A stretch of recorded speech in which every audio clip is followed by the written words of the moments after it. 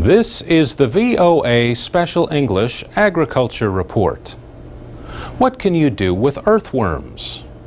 Some people use the creepy crawlers to catch fish, but others put worms to work making compost.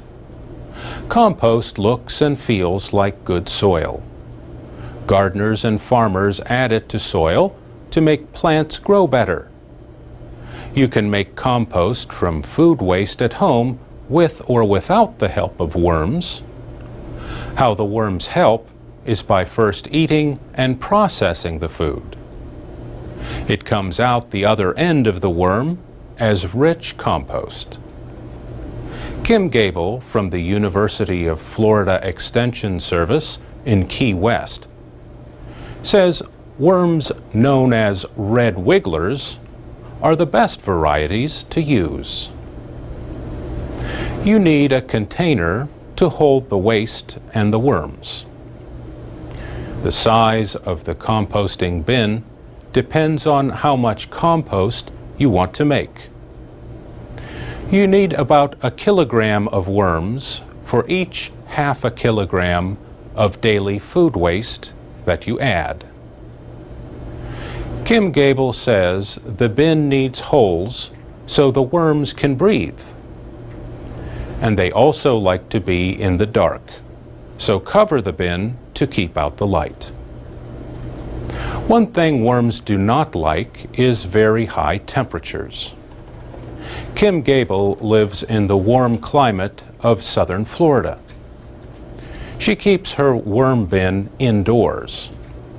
Unpleasant smells can be prevented by controlling the amount of food waste added to the bin and avoiding meat or bones. For composting with worms, you need bedding that is moist but not too wet. The amount of water you add will depend on the bedding material you use. Kim Gable uses newspaper cut into strips about 2.5 centimeters wide.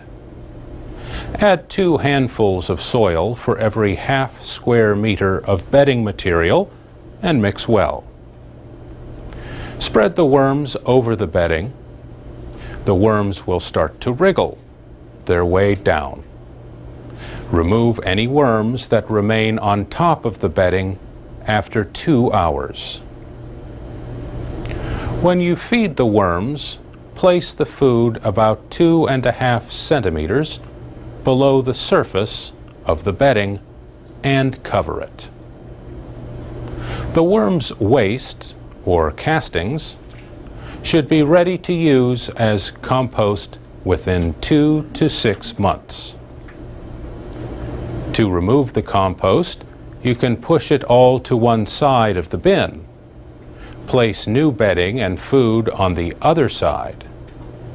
Within a few weeks, the worms will move to the new bedding. Now you can remove the compost and fill the empty space with new bedding. For VOA Special English, I'm Mario Ritter. For more gardening advice, and for more programs and activities for English learners, go to voaspecialenglish.com. We're on Facebook, Twitter, and iTunes at VOA Learning English.